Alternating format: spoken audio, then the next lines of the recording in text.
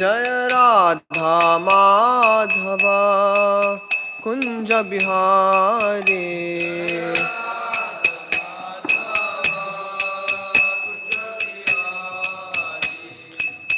गोपी जना वल्लभा गिरिवरधारी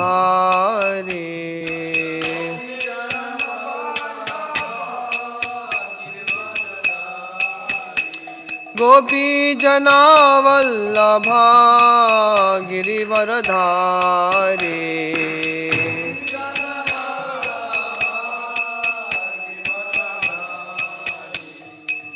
यशोदानंदन ब्रज जन रंजना यशोदानंदन ब्रज जन रंजना यशोदानंदन ब्रज जन रंजना यशोदानंदन ब्रज जन रंजना यमुना तीरावनचारी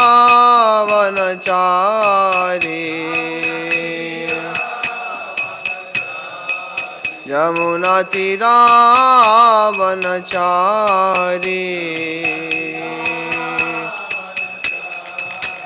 जय राधा माधव कुंज बिहारी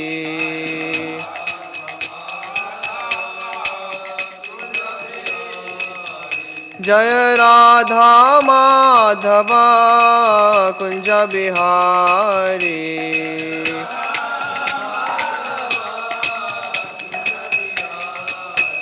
हरे कृष्णा कृष्ण कृष्ण हरे हरे हरे राम राम राम हरे हरे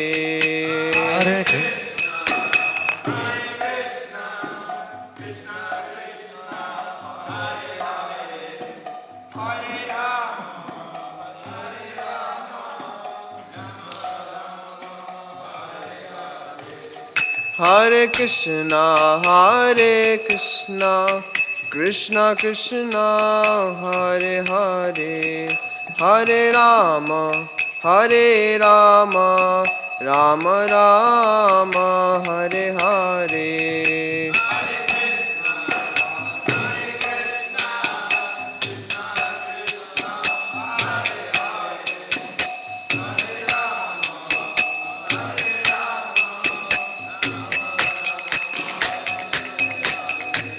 हरे कृष्णा कृष्ण कृष्ण हरे हरे हरे राम राम राम हरे हरे हरे कृष्णा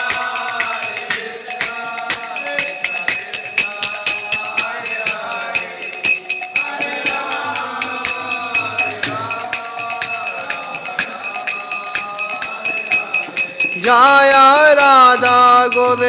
राधा गोविंद राधे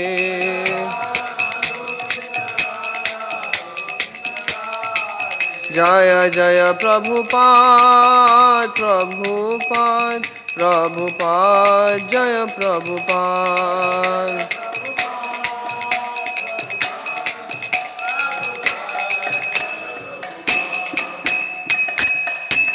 ओम विष्णुपाद परमहंस परिव्राजकाचार्य स्तोत्र शत श्री श्रीमती डिवाइन ग्रेस अभय चरण अरविंद भक्ति वेदांत स्वामी शील प्रभुपाद की अनंत कोटि वैष्णव वृंद की नामाचार्य श्रील हरिदास ठाकुर की प्रेम से कहो श्री कृष्ण चैतन्य प्रभु नित्यानंद श्री अद्वैत गदाधर श्री वासादि गौर भक्त वृंद की श्री श्री राधा कृष्ण गोपीनाथ श्याम कुंड राधा कुंड गिरि गोवर्धन की ब्रज भूमि श्री वृंदावन धाम की मायापुर नवद्वीप धाम की पुरुषोत्तम क्षेत्र श्री जगन्नाथपुरी धाम की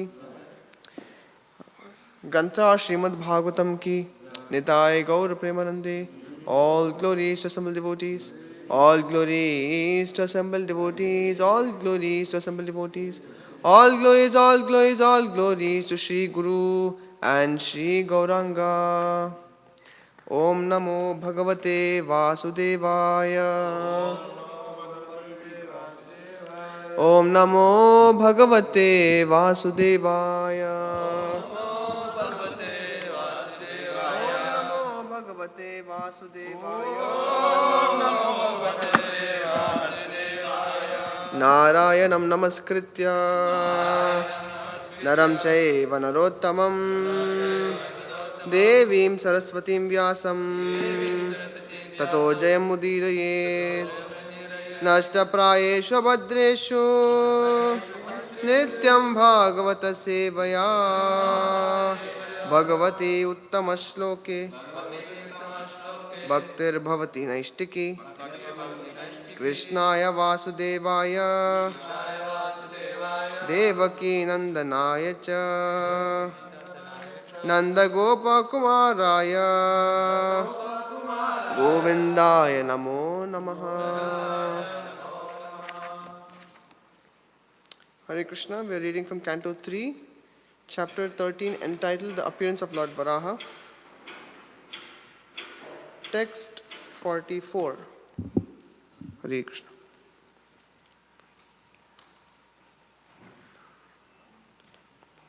Vidhunvata Vedamayam Nijam Vapur Janastapasatya Nivasino Vayam Satashiko Dhuta Shivambu Bindubhir Vimrijyamana Vrishamisha Pavitaha Vidhunvata Vedamayam Nijam Vapur Janastapasatya Nivasino Vayam Satashiko Dhuta Shivambu Bindubhir Vimrijyamana Vrishamisha Pavitaha Vidhunvata Vedamayam Nijam Vapur Janastapasatya Nivasino Vayam Satasiko Dhuta Shivambu Bindubhir Vimrijyamana Vrishamisha Pavitaha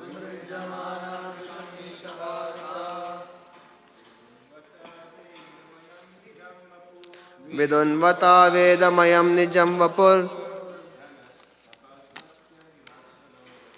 Janastapasatya Nivasino Vayam Satashiko Dhuta Shivambu Bindubhir Vimrijyamana Vrishamisha Pavitaha Vidhunvata Vedamayam Nijam Vapur Janastapasatya Nivasino Vayam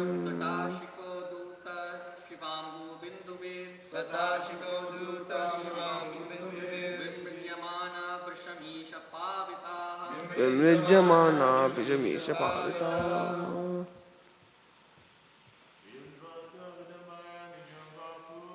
Vidhunvata Vedamayam Nijam Vapur Janastapasatya Nivasino Vayam Satashiko Dhuta Shivambu Bindubhir Vimrijyamana Vrishamisha Pavitaha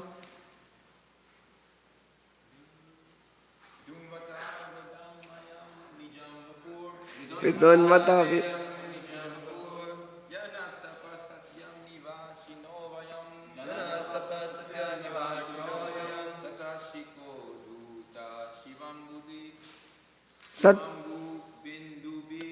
Sathasiko Dhuta Shivambu Bindubhir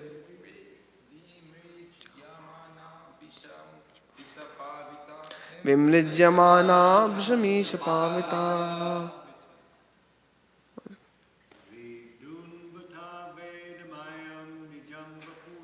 Vidhunvata Vedamayam Nijam Vapur Janastapasat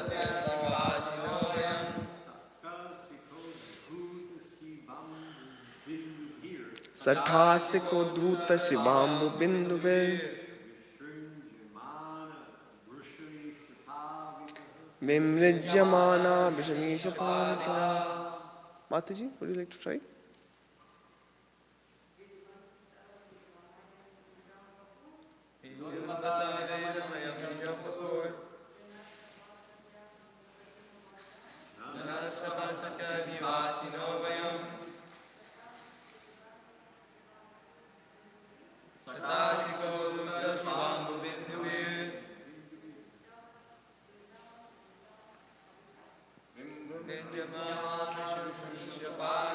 Vidunvata, while shaking, Vedamayam, personified Vedas, Nijam, own, Vapuhu, body, Janaha, the Janaloka planetary system, Tapaha, the Tapaloka planetary system, Satya, the Satyaloka planetary system, Dipasinaha, the inhabitants, Vayam, we, Sata, hairs on the shoulder, Shika Uddhuta, sustained by the tip of the hair, Shiva, auspicious, Ambu, water, Bindu Bihi, by the particles, Vimrijyamanaha, we are thus sprinkled by, Vrisham, highly, Isha, O Supreme Lord, Pavitaha, purified. Translation and purport by Sri Prabhupada, Sri Prabhupada ki. O Supreme Lord, undoubtedly we are inhabitants of the most pious planets, the Jana, Tapas and the Satya Lokas. But still we have been purified by the drops of water sprinkled from your shoulder, hairs, by the shaking of your body. Purport. Ordinarily, the body of a hog is considered impure. But one should not consider that the hog incarnation assumed by the Lord is also impure. That form of the Lord is the personified Vedas and is transcendental. The inhabitants of the Jana, Tapas and Satyalokas are the most pious persons in the material world. But because those planets are situated in the material world, there are so many material impurities there also. Therefore, when the drops of water from the tips of the Lord's shoulder hairs was sprinkled upon the bodies of the inhabitants of the higher planets, they felt purified. The Ganges water is pure because of its emanating from the toe of the Lord. And there is no difference between the water emanating from the toe and that from the tips of the hair on the shoulder of the Lord bore. They are both absolute and transcendental. Om Ajnanatimirandasya Jnananjanashalakaya Chakshurun Militam Yena Tasmai Shri Gurave Namaha Shri Chaitanya Manobhishtam Stapitam Yena Bhutale Swayam Rupa Kadamayam Dadati Swapadantikam Vandeham Shri Guruhu Shri Uta Padakamalam Shri Gurun Vaishnavamscha Shri Rupam Sagrajatam Sahagana Raghunathanvitam Tam Sajivam Sadvaitam Savadutam Parijana Sahitam Krishna Chaitanya Devam Shri Radha Krishna Padan Sahagana Lalita Shri Vishakhanvitamscha Nama Om Vishnupadaya Krishna Prishtaya Bhutale Srimate Bhaktivedanta Swaminiti Namane Namaste Saraswate Deve Gauravani Pracharine Nirvishesha Shunyavadi Paschatadeshatarine Namo Mahavadanyaya Krishna Prema Pradayate Krishnaya Krishna Chaitanya Namne Gauratvishe Namaha He Krishna Karuna Sindhu Dina Bandhu Jagatpate Gopesha Gopika Kanta Radha Kanta Namostate Tapta Kanchana Gaurangi Radhe Vrindavaneshwari Vrishabhanu Sute Devi Pranamami Haripriye Vancha kalpatarubhyascha kripa sindhubhya evacha patitanam pavanebhyo vaishnavebhyo namo namaha Jaya Shri Krishna Chaitanya Prabhu Nityananda Shri Advaita Gadadhara Shri Vasadi Gaura Bhakta Vrinda Hare Krishna Krishna Krishna Hare Hare Hare Rama, Hare Rama, Rama Rama, Hare Hare. Hare Krishna. I would first of all like to seek the blessings of His Holiness Chandrasekhar Maharaj, so that something worthwhile can be spoken, something relevant, and something which we can apply in our daily lives. And also seek the blessings and prayers of all the devotees present for the same. So here, once Lord Varahadev, he came from the waters of devastation and he sprinkled his body, he shook his body so that the waters which were residing on the tip of his hair, bodily hair, it showered all the residents of the upper plant system, or different plant systems. So here, the sages and the Rishi Munis of Jana, Tapas and Satyalokas, they are saying that the drops of water which came from the body of the hog is actually purifying to us. See, Jana, Tapas and Satyaloka, Prabhupada is translating as, he's writing in the translation that these are the inhabitants of the most pious planets. But still, they also have something to be purified from. There are two things mentioned in the purport. One is the transcendental nature of the Supreme Personality of Godhead. And second aspect of the purport, what Prabhupada is mentioning, is how we can remain pure even while being in this material world. We see when Dhruva Maharaj, when he actually left for the forest in a fit of anger because he wanted to take revenge on his stepmother Suniti, he wanted to attain a kingdom that is greater than that of Lord Brahma. Lord Brahma's kingdom is the topmost and the highest said to be in the material world. And Dhruva wanted a kingdom greater than that. Of course, he did tapasya under the guidance of Narada. And then when he, after doing a lot of tapasya, in a matter of 5 to 6 months, he attained Lord Vishnu. Lord Vishnu came in front of him, and by mercy of Lord Vishnu, he was able to recite beautiful poetry, transcendental poetry. And later on, he became the king and ruled for, I think, 36,000 years. Right? So during the course, you read in Srimad Bhagavatam, in the 4th canto, is mentioned how Dhruva once, again, he lost control of his anger. He had gone to Lord Vishnu to overcome, because he was angry with his stepmother. But later again, during the course of his ruling the world, he again became angry because his brother Uttama was killed. So when Uttama was killed by the Yakshas, he became so angry that he thought, I will wipe out the entire Yaksha race completely. So he went, and when he was doing that, Swayambhu Manu descended and he chastised Dhruva. He chastised Dhruva that you are coming from such a powerful lineage. You have met Lord Vishnu earlier in your life. And for a person of your stature, if you are again becoming a victim of anger, it doesn't befit you, he was saying. So, when he chastised, again Dhruva Maharaj controlled and he became humble. Because he understood, again he came under the sway of anger. Of course, in the purports over there, Srila Prabhupada mentioned sometimes even for an advancing devotee or for an advanced devotee, sometimes there are some remaining impurities which get gradually purified at different stages of our spiritual life.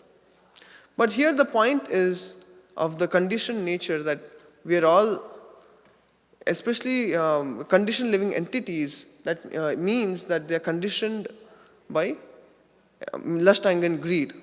They are the main conditionings. Like you see, when we go out on the road, automatically we are looking everywhere. We are seeing, as we walk on the road, we are seeing and looking into the stores.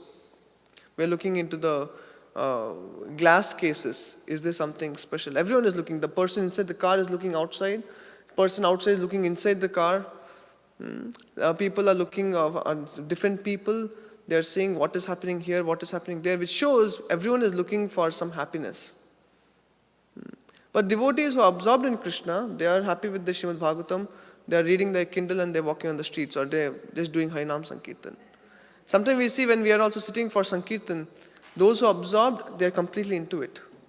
But those people who couldn't connect, they are looking everywhere.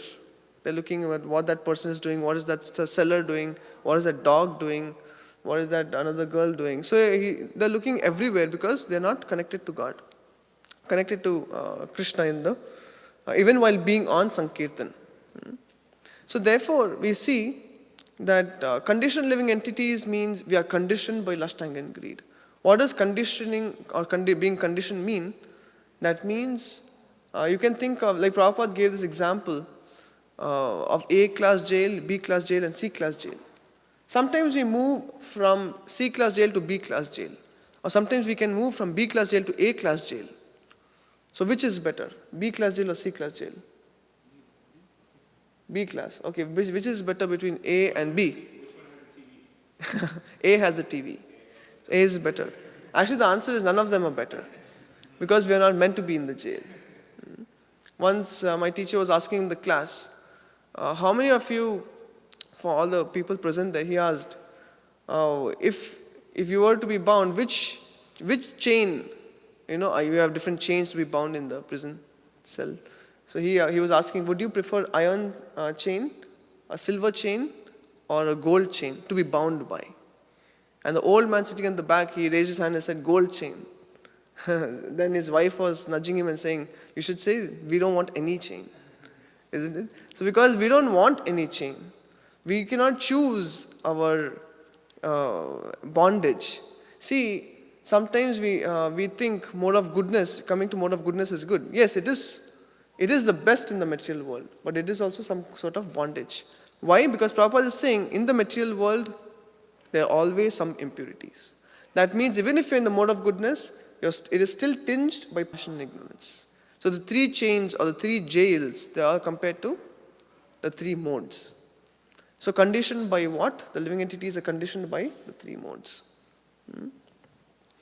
On the other hand, you see, just like a spider, it creates a web, but it doesn't get entangled in the web. Similarly, the Supreme Lord also comes to this material world. He also performs his activities in the material world. He deals with his devotees. He also has different, sometimes bewildering pastimes. But he is not bound by anything. Can you switch on the TV? I need the laptop. He is not bound by any activities. Therefore, Krishna tells in the Bhagavad Gita, Janma karma cha me divyam evam yo vete tattvataha tyaktva deham punar janma naiti mameti. So Arjuna, Krishna is telling Arjuna that my activities and birth, they are completely transcendental. And one who understands this, he can go back to Godhead. Right? So this is the transcendental nature of the Supreme Lord. Just like a spider can create the web but doesn't get entangled. Just like the sun can purify the urine or you can purify the impurities of the world but doesn't get affected. Therefore, the Supreme Lord is transcendental. Now we saw how Dhruva became angry. What is the problem with our anger? Our anger can go out of control. Sometimes we use anger also in Krishna consciousness towards atheistic people or towards blasphemous people, more importantly. Right? But what is the problem in that? It can go out of control. Anger is not under our control. We are under the control of anger. So therefore, our anger is not equivalent to Supreme Lord's anger when he comes as Lord Nrsimhadev. When Lord Nrsimhadev exhibits his anger is constructive anger. Why? Because it liberates Hiranyakashipu. His is transcendental anger. And how do you know his anger is transcendental? Or sometimes senior devotees also become angry. How do we know sometimes anger is transcendental or not? Okay, yeah. Mike is there? Yeah. No, you can answer. Can you give him the mic? What is the purpose behind the anger? See, so sometimes senior devotees may just use that as a tool for some correction. Like in the next moment, then they're just completely fine. It's like Prabhupada would exhibit anger with his disciples. The next moment, he's completely joking, laughing, whatever. Very true. Thank you. I was looking for that point. So we see in this world, sometimes devotees also become angry. Actually, I may not be precise with this example, but once I think Srila Prabhupada was, seemingly getting stressed out. So someone advised Srila Prabhupada, why don't you chant Hare Krishna? And immediately Prabhupada put his hand in the bead bag and started chanting Hare Krishna. Right? No one, he didn't become more angry thinking that, this neophyte is telling me. Right? So this is transcendental anger. Transcendental anger is sometimes exhibited for the purpose of that occasion, for the purpose of that situation. Sometimes we have to be angry, otherwise things doesn't go ahead. They don't move ahead. So similarly, Narasimha's anger. As soon as Prahlad came with the garland in his hand to garland Lord Narasimhadev, all his anger was melted away by love for Prahlad. You see?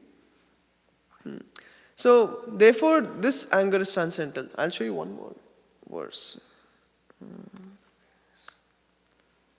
See, even if you take birth, when we appear in the hospitals, we are completely bloodied, isn't it? Everyone who comes to this material world, to the womb of a mother, is crying. And it is said if the baby is not crying, then the doctor, puts him upside down and gives him on the back. Because it is said if you're not crying, there's something wrong. You're supposed to be crying because you're in the material world, isn't it? So you see, but when Krishna appeared in this material world, well, how did he appear? Completely smiling. And not just smiling, he had earrings, he had mukut, he had peacock feather, and he was completely transcendental, isn't it? Actually, when he first appeared, he gave instructions to Devaki and Vasudeva. So this is Krishna's birth versus our birth. Our birth, in the womb, we are praying to the Supreme Lord intensely that I don't want to forget you. At least the pious souls, they pray. But as soon as we come here, as soon as we take birth, we forget Supreme Lord. Whereas Krishna is not affected by forgetfulness. Therefore, his birth is also again transcendental. Okay, let me show you one more.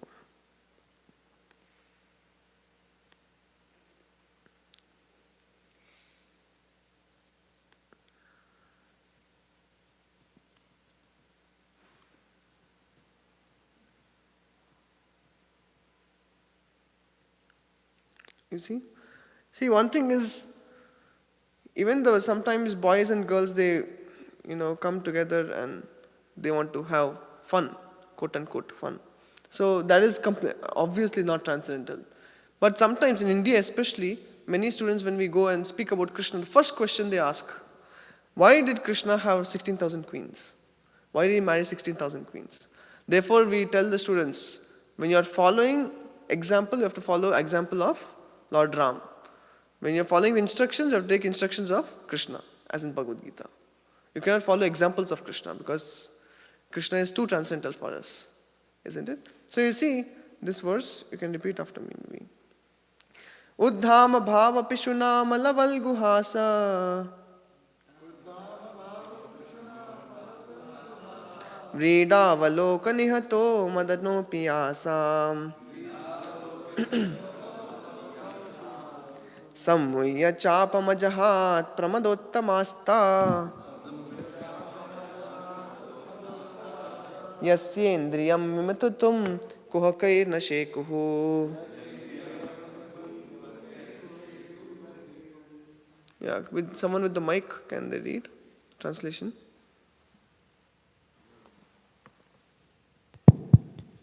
Although the queen's beautiful smiles and furtive glances were all spotless and exciting, and although they could conquer Cupid himself by making him give up his bow in frustration, and although even the tolerant Shiva could fall victim to them, still despite all their magical feats and attractions, they could not agitate the senses of the Lord. Yeah.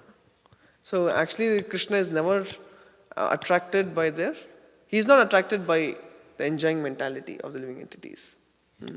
It's not by, like when Prahlad says, Manye dhanabhijana rupa tapashrutaujas teja prabhava bala paurusha buddhi yoga. What is Prahlad saying? Dhana means money, abhijana means aristocracy, or teja means effulgence, ojaha means sensory prowess, riches, fame, beauty. All these things cannot attract you, my Supreme Lord. He's telling Narasimhadev. And then he says, Naradhanaya hi bhavanti parasya pumso bhaktya tutosha bhagavan gajayutapaya. Then he's saying, my Supreme Lord, you are only pleased by bhakti. And he gives examples of Gajendra. Because Gajendra is not beautiful. Right? He is not very attractive. He's an elephant. And nor is he very smart. Nor is he... So if you see, he doesn't fit into any of those categories which Prahlad Maharaj mentioned. But still, Gajendra could attain the Supreme Lord. Why? Because he had bhakti. So you will see the same thing even in the purport mentioned by Sri Prabhupada. Let me show you. Yeah. See, you can read from here. It is clear herein that the feminine attractive features which can conquer even Cupid or even the supermost tolerant Lord Shiva, that could not conquer the senses of the Lord. Cupid's business is to invoke mundane lust. The whole universe is moving, being agitated by Cupid's arrow. The activities of the world are being carried on by the central attraction of male and female. A male is searching after mate to his liking and the female is looking after a suitable male. That is the way of material stimulus. So who has this material stimulus? The conditioned living entities. But the Supreme Lord, he doesn't have any material stimulus. And Prabhupada mentions the same thing. See, after all this, Prabhupada says,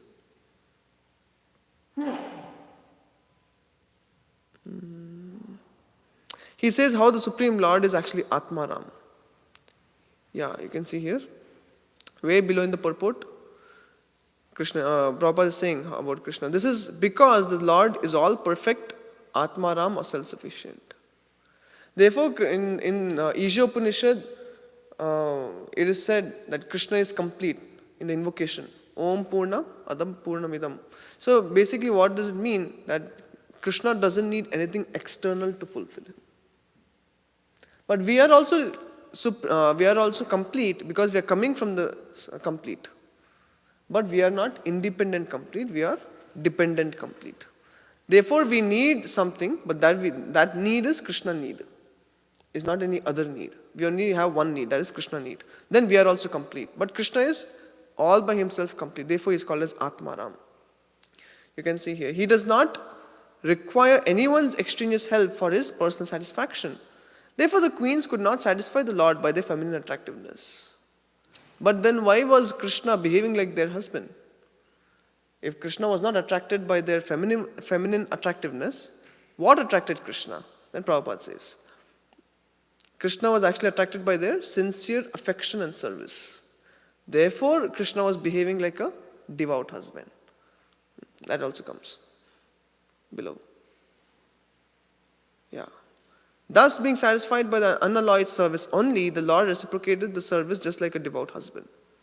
You see? So that means, sometimes when we observe Krishna's pastimes, it so appears that even Krishna is conditioned, like us.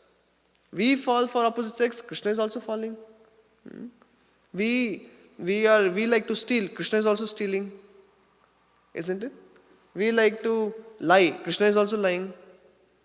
So sometimes foolish neophytes, they think me and Krishna are same. Or I am equal to Krishna.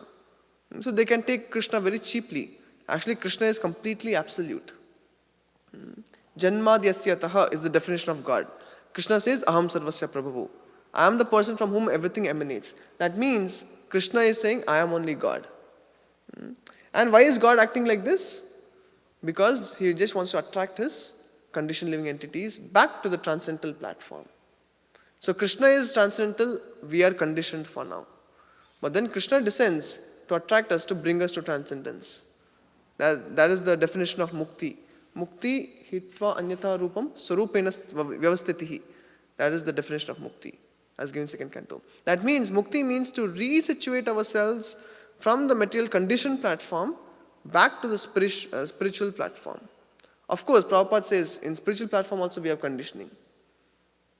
But that conditioning is the best conditioning. There's an entire morning walk. Prabhupada mentions how Krishna consciousness is the best conditioning. Everyone has to be conditioned. In that conversation, some disciples or some reporter, they were asking Sri Prabhupada, Prabhupada, you are saying that we can become free by practicing Krishna consciousness. But you see, to practice Krishna consciousness, you need to accept rules and regulations. Isn't it? You are supposed to get up early, supposed to chant at least minimum 16 rounds, follow 4 regulative principles, eat only prasadam, you cannot eat outside. So there also, it seems to be that Krishna consciousness also has conditioning. You're conditioned by the rules and regulations. But then Srila Prabhupada says, these conditionings actually elevate you to a transcendental platform. They actually put you in your original constitutional position, where you are completely happy.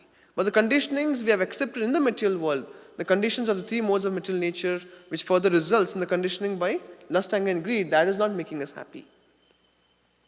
There is that verse, Kamadina katina katida palita durnideshas. In that, the devotee who recited that verse, he is actually lamenting, my dear lust, I simply served you and wasted my time. Why? Because when you go to lust and serve him, he says, give me more service. Whereas and there's no happiness also.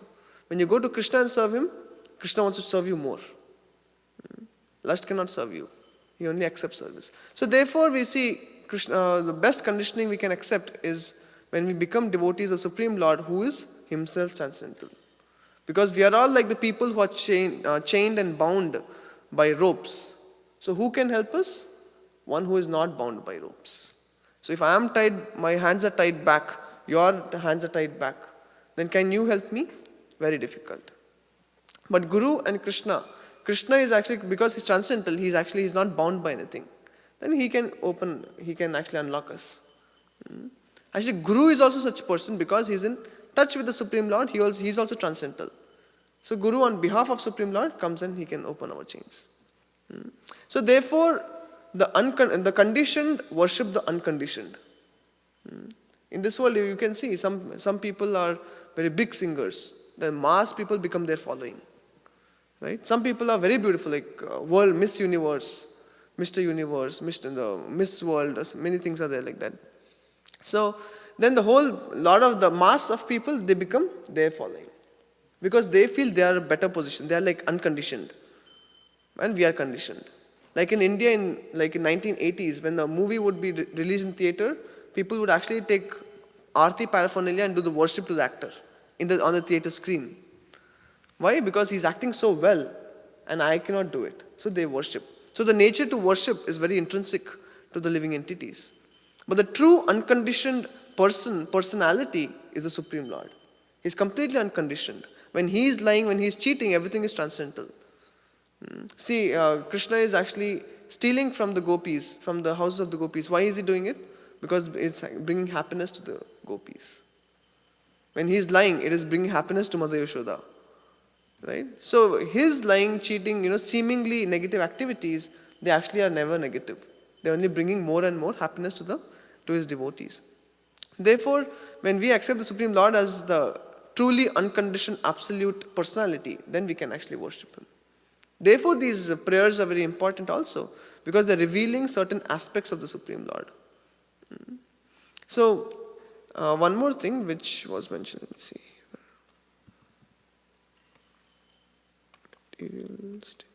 Yeah. So we were also discussing about the material stimulus. So material stimulus means something that is agitating in the heart. It is shaking inside for want of something. For material stimulus, Prabhupada is giving the example of male looking for female and otherwise. Female looking for a man. Otherwise, material stimulus can be so many things. A desire for name and fame is also material stimulus. Now, a desire for possessing so many things is also material stimulus. Desire for position from where you can control others is also material stimulus. This is all material stimulus. Or stimuli. For which, stimulus is something that actually attracts a reaction. Isn't it? That creates a reaction. That's a stimulus. So, we are surrounded by material stimulus, but what is this material stimulus? It is the fruitive mentality. To do something so that I can fulfill my desires. So, therefore, there are sense objects around us, and Krishna tells in the Bhagavad Gita not to indulge in them. Then what to do with sense objects? If you cannot indulge? That comes later, when you are a devotee. But initially, for a yogi, Krishna says, don't indulge, you have to tolerate. Tolerate. Matas prashastu kanda. That which cannot be cured has to be endured. So therefore, it's not indulgence, but tolerance. Why indulgence in sense objects leads to weakness? whereas tolerance leads to transcendence. Krishna tells Arjuna. So therefore we have to avoid indulging. That means that there will be material stimulus, there will be unavoidable situations, especially when you're in the US. You cannot avoid Maya, right? But nor can you indulge in Maya. So what do you have to do? Tolerate Maya. But how will you tolerate Maya? You need spiritual strength. Therefore you need right engagement. Actually, right association gives right engagement. Right engagement gives right absorption. So finally leads to absorption. Starting point is association, which leads to right engagement, which leads to absorption. So we have to first of all identify what is our material stimulus. Material stimulus can be anything. Like for Bharat Maharaj, the material stimulus was a small deer, a doe. Whereas for us, the material stimulus can be a mobile phone. It can be a laptop. It can be association of our materialistic friends, isn't it? It can be anything. It can be sometimes a home. Sometimes anything can be material stimulus. Anything that takes us away from Krishna can be material stimulus. So the material stimulus in the surrounding actually agitates our heart and pulls out a reaction based on lust, anger, and greed. Therefore, we get entangled. That is one thing. And especially when we, like Arjuna and Duryodhana, if you take the example of Arjuna Duryodhana, Arjuna was fighting, Duryodhana was fighting. But one was getting entangled, other one was getting liberated. Who was getting entangled? Who was getting liberated? Why? Who can explain why? Both were fighting. Yeah. Yes. So one was serving Krishna and fighting for purpose of Krishna, and other one was fighting for he was fighting against Krishna or for what he wanted to do, independent. So you see, a soldier, if he is fighting on the line of control against the opposite party, opposite nation, so that time, what happens is, he'll be given Medal of Honor. Say he comes back alive, he'll be given Medal of Honor. But say the same soldier, he goes to his neighbor and he kills the neighbor. And says, because he was making a lot of noise, he was disturbing me. Will he be given Medal of Honor? He'll be put behind the bars. Why? Because one, he got Medal of Honor when he acted on behalf of the government. But now when he's acting independently for his own cause, he's actually punished by being put behind the bars. So therefore, in Chaitanya Charitamrita it comes Atmendriya Priti Vancha Tare Bali Kam Krishna Indriya Priti Icha Dhare Premanam. So what is love? When you act for the pleasure of Supreme Lord. Acting for the pleasure of Supreme Lord means you are actually spiritualizing your purpose. Spiritualizing your purpose, that means you can do Krishna consciousness actually allows us to do what we like. Like I think it was Jayapatak Swami Maharaj, he wrote a letter to, actually Prabhupada was saying how we have to do whatever the spiritual master likes, whatever spiritual master orders. Our likes are, secondary. But then Jayapatak Maharaj, I think it was in the letter where Maharaj wrote that, Prabhupada, but I like to do preaching and you have ordered me to do preaching. Then Prabhupada replied saying, that is a fortunate position, but need not be every time, What is most important is that we do what the spiritual master likes. Of course, we can dovetail our tendencies and spiritual master recognizes our tendencies and accordingly gives instructions. These are all fine. But the most important thing is we have to be ready to do what the spiritual master wants. So, I was just thinking yesterday that actually out of the 4 regulative principles, what is the most difficult? I was thinking it should be illicit sex because, see, there are 2 types of desires. Some desires come from outside, some desires come from inside. Sometimes, even when we are growing up, the desire to do intoxication is not so much from the inside. It's from the external environment, peer pressure and what you see on the TV and etc. So from there, people get some desires to do intoxication. From there, people get desires to do gambling. Right? So from there, people get desires to do even meat eating. It's sometimes introduced by family generations and all that. It's not very natural to us. Whereas illicit sex seems to be a desire which comes from within. Because no one has to be taught about, all these biological things. It is natural. Even if someone is a school dropout, he also understands. He also has desire for opposite sex because it seems to be internal. Therefore, that desire is most dangerous. Because the material stimulus, when it's presented outside, it's easy to reject. With simple logic, you can say, this I don't want it. Whereas for something which comes from within, especially when we identify with the desire, it becomes very difficult to go beyond it. Therefore, the desires which come from the mind, often we think that these are the desires, these are my desires, and fulfilling them will give me happiness. Right? So therefore, an advanced yogi, as he advances in spiritual life, first thing is that he understands mind is a rascal. He understands this is uncontrolled mind. He is the one putting me in this cycle of birth and death. That's the first step. To identify mind separate from the soul, separate from us. Second, to understand the desires are arising from the mind and these are not my true desires. And then third, when he keeps avoiding the superficial dirty desires, then he goes deep. Then at the depth, you have your true desire. What is that true desire? To serve Krishna. It's all hidden by so many superficial desires. You able to understand? So therefore, it's very important that we actually tolerate the material stimulus. Tolerate with spiritual strength and higher engagement, of course, with higher taste, not dry tolerance, tolerating in Krishna consciousness. And then we can actually proceed towards, advancing in spiritual life, advancing in Krishna consciousness. But till the time we are actually identifying our desires, the mental desires to be ours, we cannot get past our conditioning. It's very difficult. Very, very difficult. Even what Prahlad says, Matirna Krishna Parata Sotova, not by thinking, nor by nor by coming in a group and discussing, nor by one's mental speculation. Same. We cannot get past our conditionings by our own endeavor at all. Especially even when we hear from others, we understand that these are the desires I should not pursue. You hear in a lecture.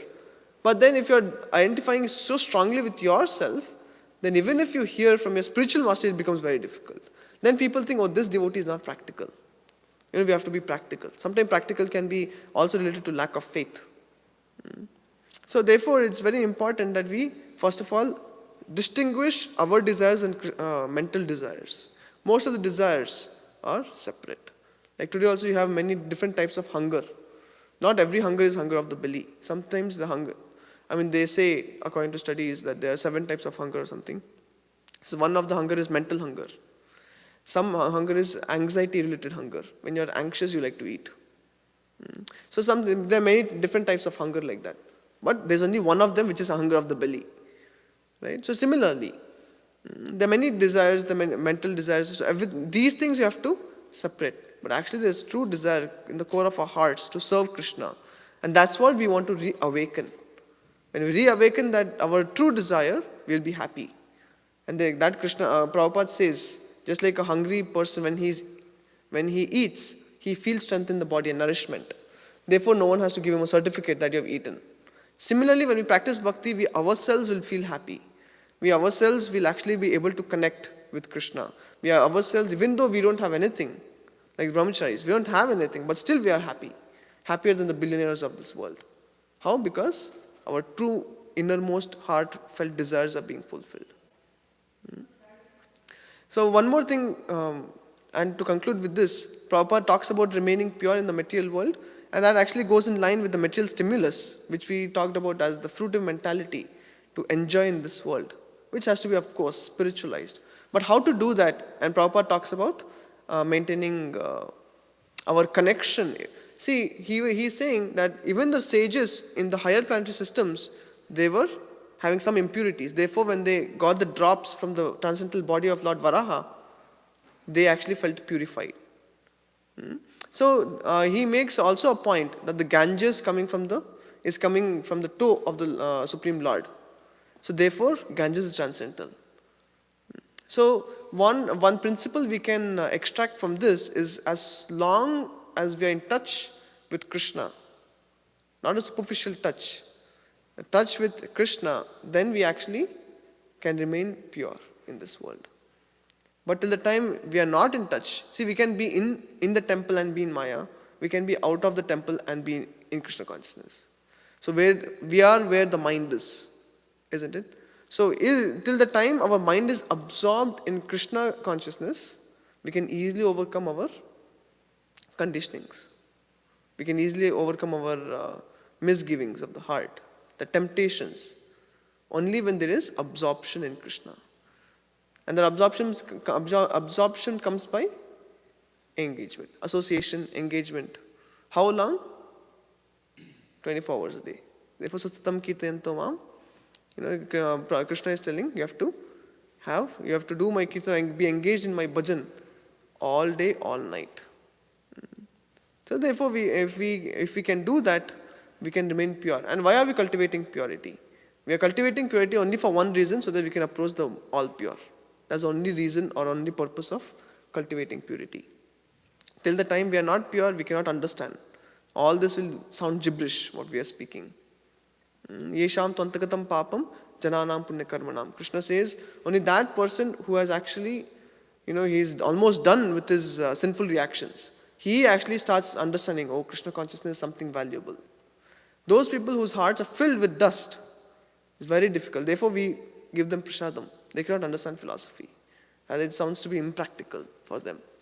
We have to increase their bhakti sukriti, and then their sinful reactions reduce. They start reducing, and then they can understand that we are doing something substantial here. Until then, they can never get a clue. Therefore, it's very important that we cultivate purity. So therefore, you also see, and ending with this example, that Dhruva, he was actually approached the Supreme Lord in anger. And because he was a boy of 5 years of age, he didn't know Sanskrit, he didn't know poetry, he didn't know how to compose verses. But when he met the Supreme Lord, though he was affected by anger, the Supreme Lord took his shank, transcendental shank, and kept on the head of Dhruva. Because he came in touch with the Supreme Lord, immediately all his anger dissipated away. And he started reciting prayers, offering beautiful prayers. And then the culmination of that prayers comes in Chaitanya Charitamrita, that he says, Kachin Vichinvan, Apidavya Ratnam, Swamin Kritartosmi, Varamnayache. That I was looking for pieces of glass of like higher, better kingdom than Brahma, but now I've got a blue diamond. Who is that blue diamond? Lord Vishnu. So I don't want this. But because now he lost the desire to enjoy, so Supreme Lord Vishnu said, you take this kingdom. And he gave him the kingdom. So similarly, if we actually lose the desire for enjoying mentality, Krishna actually gives us more. Because he knows we won't exploit. Till the time we have exploiting nature, Krishna actually withholds for his devotees. Sometimes he even takes away for his devotees. Because giving it actually puts us in more danger. But he actually removes the enjoying mentality and then he gives. Like one brahmachari in Pune, he was saying that in his college days, he was very much fond of associating with opposite sex. Like having many girlfriends. But when he became a brahmachari, that was the last thing he wanted. But now, at that time, even though he had desired to have many girlfriends, no one would come to him. But when he became a brahmachari, whenever he would give lectures, after lectures, so many girls were, Matajis would come and surround him for questions. So he was telling to Radhisham Prabhu that, because that time he had no enjoying mentality. So till then, Krishna didn't give anything. But now that he lost the enjoying mentality, Krishna is, sending so many, but he doesn't want. Right? So like that. Okay, it's already time. So any comments or corrections or questions?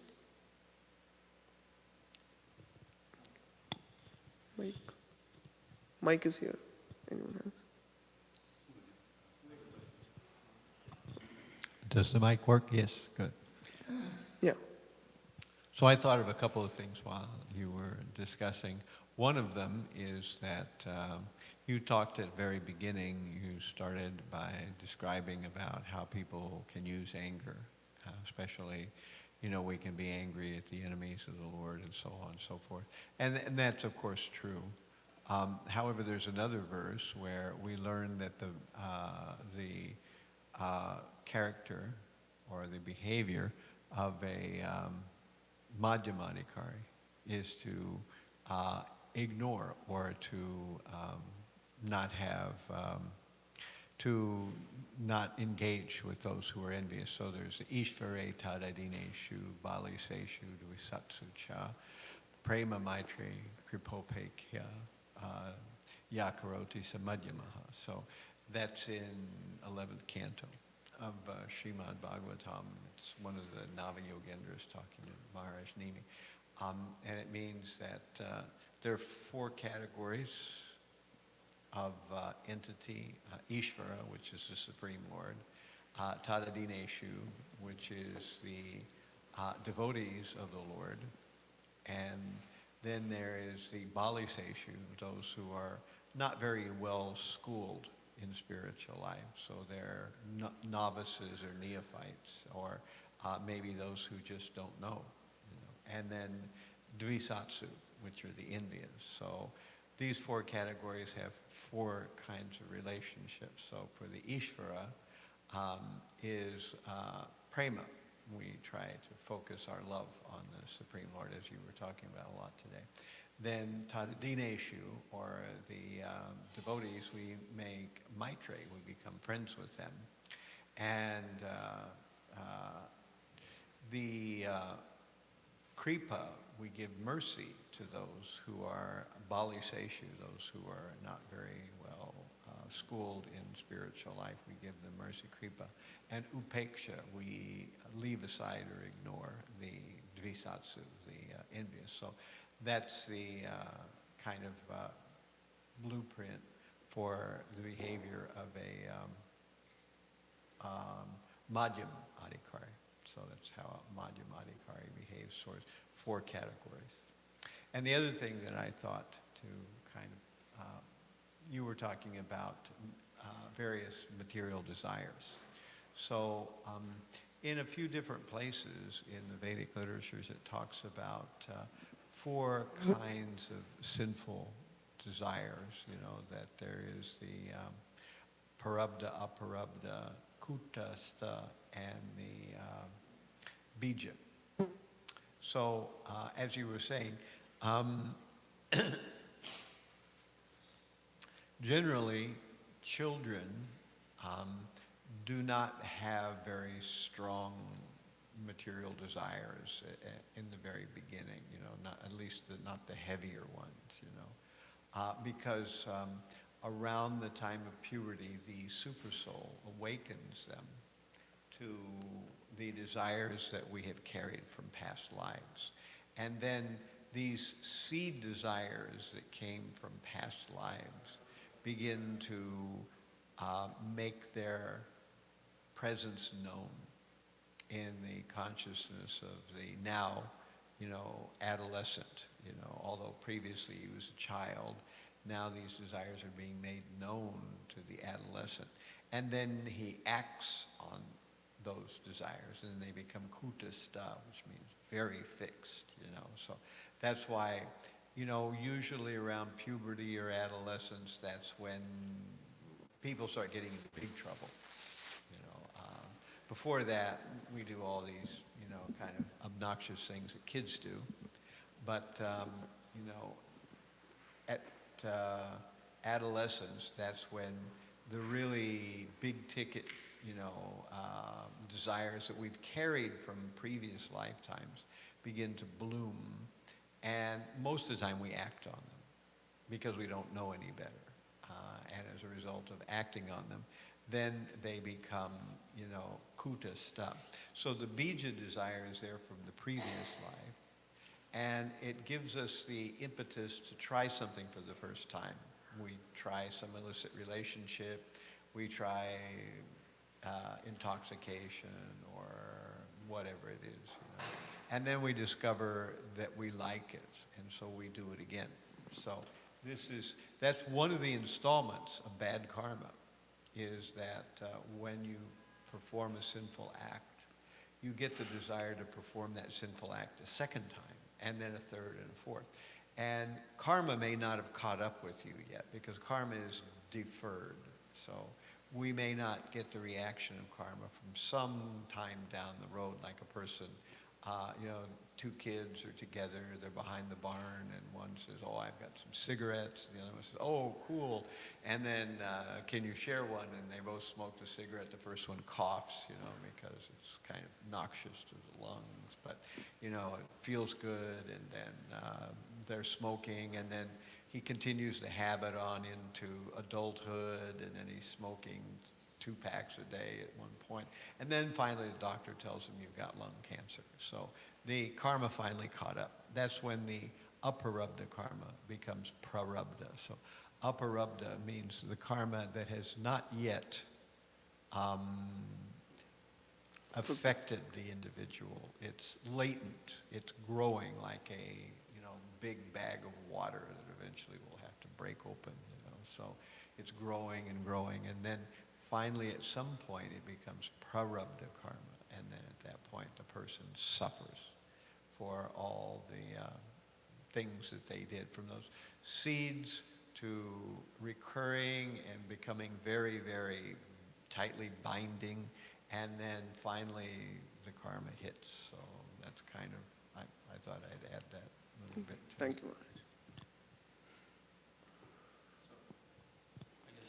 Can I ask Maharaj a question? So if I understood correctly, Maharaj, then the desires for all the sinful activities are there, then practically speaking, manifest. The major ones: illicit sex, gambling, intoxication. Most of us, all those desires are there, but there may be some who miss 1 or 2 of them. Not such a big deal, but. We bring them from the past life, We also bring our material, sort of general, maybe not so sinful, but nonetheless material desires too. Like, usually around adolescence, that's when people decide, like, I'm going to join the army, or, horses. I like horses. I want to be with horses all the time. Or if somebody decides, that, I'm going to, join a band, and I'm going to play shred guitar. I'm going to shred on guitar. That's my thing that I'm going to do. So usually around adolescence is when that happens, because it mentions, I think in the Ishopanishad or somewhere, that's when the super soul awakens the living entity to the desires that they brought from the past life, which at that point they had not really focused in on. They were just kids. You're goo goo gaga. You're learning how to eat things without spilling them all over yourself, and how to make it to the bathroom on time, and all those kind of basic human things.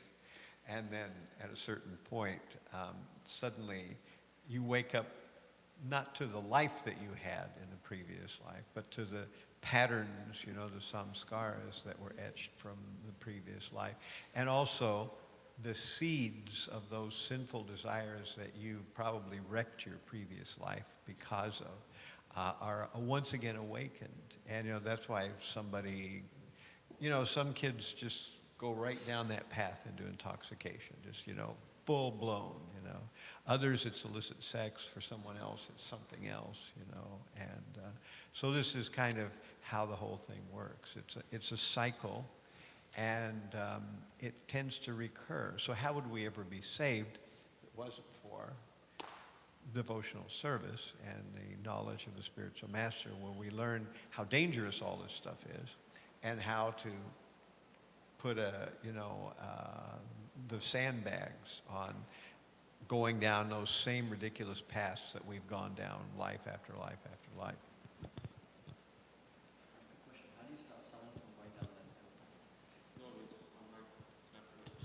How do you stop someone from going down that path? Someone who's at the age of early adolescence, how do you stop them from going down that path? $60 million question.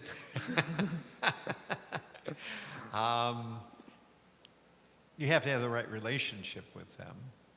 And even then it might not work. Because usually, I think most of us make up at about 30 for all the stupid things we did when we were about 14 to 23 or 24, you know. Usually during 14 to 23 or 24 is when we really mess up our lives in king-size way. And then for the rest of, adulthood, we try to make up for it in some kind of way. We reap the ill effects of all that, you know.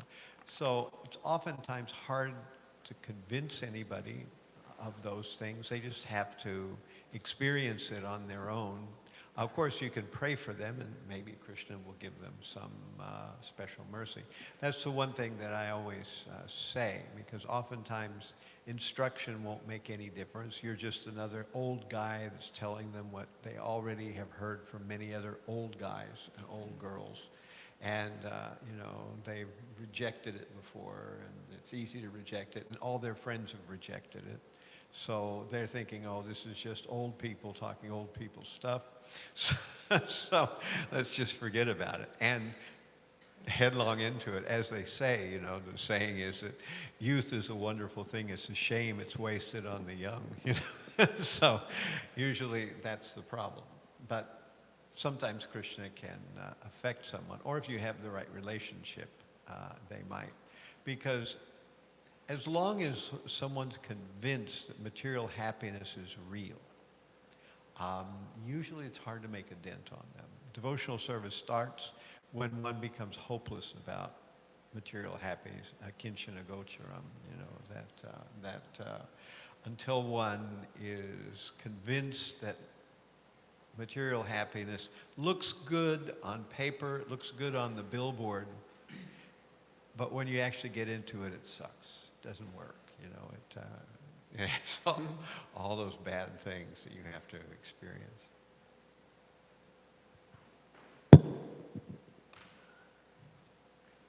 ग्रंथराज Shrimad Bhagavatam की, श्री प्रभुपाद की।